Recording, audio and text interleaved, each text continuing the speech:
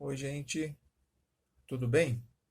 Vamos continuar a nossa aula por este vídeo, porque eu achei mais interessante falar para vocês do que só ficar digitando, escrevendo, para que a gente possa explorar um pouco mais o conteúdo com relação aos apóstolos. Essa aula aqui não vou ficar enumerando todos os apóstolos, mesmo porque estão no livro, lá vocês leram, tal, tem uma relação de todos eles, o nome e tal. Eu achei interessante a gente tentar trazer para nós algumas circunstâncias pelas quais os apóstolos passaram, que tem muito a ver conosco, com o nosso trabalho de crescimento espiritual, de busca de Jesus, de busca do que a escola propõe para cada um de nós, tá? Então eu separei alguns trechos do Evangelho, aqui da Bíblia, eu vou ler para nós. São trechos ligados a três dos apóstolos. Pedro, João Evangelista, é o mesmo que do Apocalipse, né, que escreve o Apocalipse, e também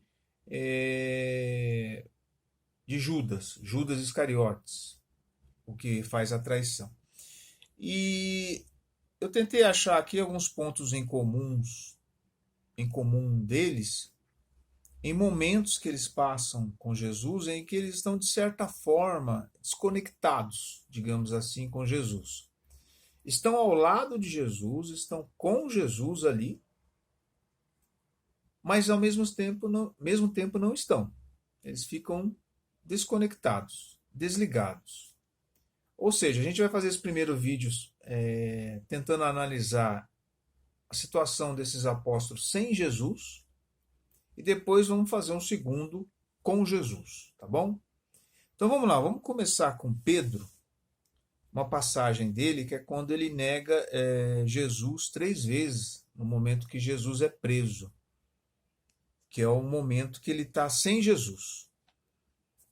Quando eu digo sem Jesus, é sem Jesus no coração, sem conectar, sem estar conectado, sem estar em sintonia com Jesus. Vamos lá. Pedro estava sentado fora do pátio. Uma criada chegou perto dele e disse: Você também estava com Jesus, o Galileu? Mas Pedro negou diante de todos. Olha, ele mesmo fala que não estava, está sem Jesus. Não sei o que você está dizendo. E saiu para a entrada do pátio. Então outra criada viu Pedro e disse aos que aí estavam: Esse também estava com Jesus, o Nazareno. Pedro negou outra vez, jurando: Nem conheço esse homem. Pouco depois, os que aí estavam aproximaram-se de Pedro e disseram: É claro que você também é um deles, pois o seu modo de falar o denuncia, ou seja, o sotaque de Pedro denunciava que ele era da região de Jesus. Então Pedro começou a maldizer e a jurar, dizendo: Nem conheço esse homem. Lembrou então do que Jesus tinha dito: Antes que o galo cante, você me negará 3 vezes. E saindo, chorou amargamente. Isso Jesus disse na última ceia. Jesus fez essa profecia de que ele iria negar, Pedro negaria Jesus por 3 vezes. E de fato aconteceu. Aqui a gente percebe Pedro num momento de fragilidade. Ele é tomado pelo medo daquela situação que Jesus estava sendo preso, e eles vêm e indagam as pessoas que estão ali em volta, e ele fica com medo. Então a gente percebe aqui um momento do medo, o medo tomando conta do Pedro, e a desconexão dele para com Jesus nesse momento. Muito embora Jesus estivesse ali do lado, eles chegam até a trocar olhares, como se pode ver mais à frente aqui. Agora eu vou ler a passagem de João, que é um pouquinho claro, é bem diferente da de Pedro, mas há uma certa desconexão também. Ele está sem Jesus, está ao lado de Jesus, mas está sem Jesus. Tiago e João, filhos de Zebedeu, Tiago e João eram irmãos, foram a Jesus e lhe disseram: Mestre, queremos que faças por nós o que vamos te pedir. Jesus perguntou: O que vocês querem que eu lhe conceda? Eles responderam: Quando estiveres na glória, deixa-nos sentar à tua direita e o outro à tua esquerda. Ou seja, estava pedindo que João ficasse de um lado e Tiago do outro. Jesus então lhes disse: Vocês não sabem o que estão pedindo. Olha, falta de conhecimento do que está se pedindo. Por acaso vocês podem beber o cálice que eu vou beber? Podem ser batizados com o batismo que eu vou ser batizado? Esta passagem está em Marcos, mas também tem uma outra, acho que em Mateus, em que fala que é a mãe deles que faz esse pedido. E Jesus fala: Vocês não sabem o que estão pedindo. Aqui a desconexão com Jesus está no sentido da ignorância. Porque João tinha, e a mãe dele também, um sonho de que João ficasse ao lado de Jesus, mas que Jesus? Um Jesus imperador, um Jesus rei, como eles imaginavam ainda naquela época, que Jesus tinha vindo para dominar o mundo e para acabar com o jugo romano e se tornar um imperador, um grande rei. Então eles queriam ficar ao lado como se fossem ministros de Jesus. A desconexão aqui está no sentido de uma certa ignorância. Um sonho até ingênuo de João, também de Tiago e da mãe deles, mas que mostra uma desconexão do que é Jesus e da realidade que ele traz para cada um. Tanto que ele fala: será que vocês vão ser capazes de tomar do mesmo cálice que eu vou tomar? Como vocês viram lá no livro Redentor, o cálice é a morte da perseguição, das dificuldades pelas quais eles passaram. Então aqui a gente vê João numa certa desconexão com Jesus, muito embora Jesus esteja ali do lado dele. Desconexão no sentido de ignorância, de não perceber o real sentido do Messias ali para eles.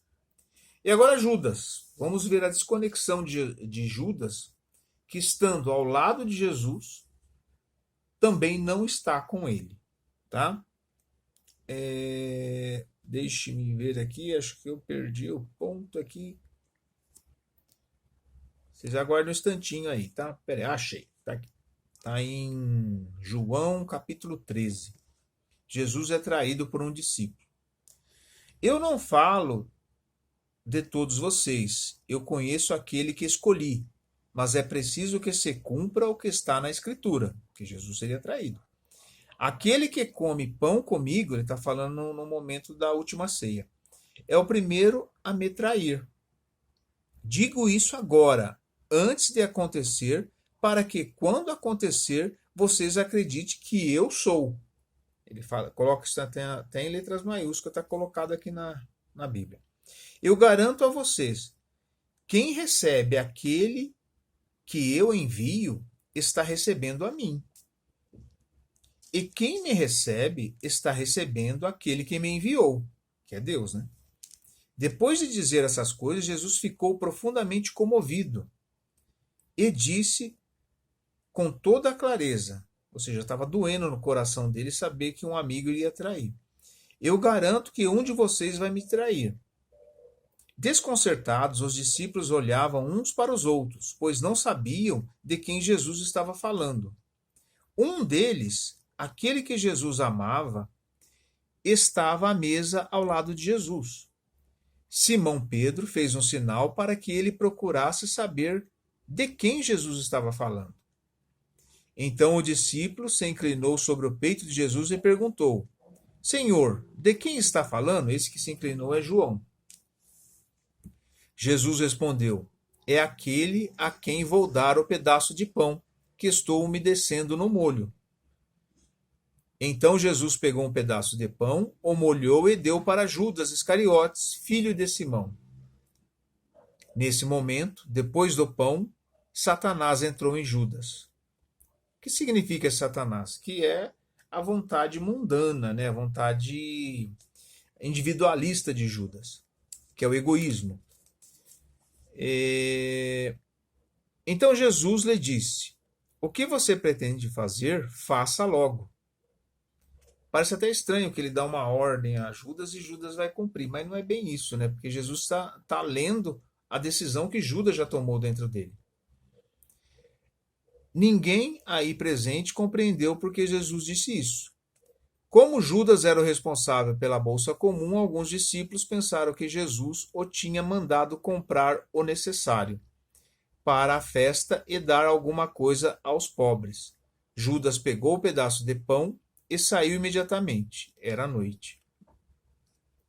Aqui Judas a gente vê o poder dos interesses mundanos, dos interesses individualistas, ou seja, ele tomou uma decisão do que ele achava que era melhor, uma decisão solitária e uma decisão bastante equivocada, como se demonstrou mais à frente.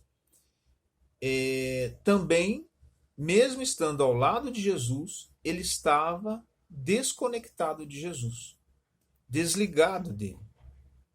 Então, colocamos esses 3 exemplos: Pedro, que nega Jesus por medo, totalmente desconectado de Jesus naquele momento; João, que pede poderes de ministro a Jesus aqui no mundo, também desconectado da real missão de Jesus aqui no mundo; e Judas, que toma uma decisão unilateral, sem consultar Jesus, e que irá prejudicar Jesus enormemente, muito embora ele ache que o plano dele é que Jesus vai acabar tomando poder pelo poder espiritual que Jesus tinha, mas acaba dando tudo errado, como vai se ver mais à frente.